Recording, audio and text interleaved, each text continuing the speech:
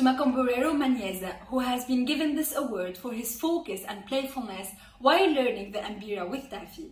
He was both focused on learning the basics and also ready to use what he learned to create something new.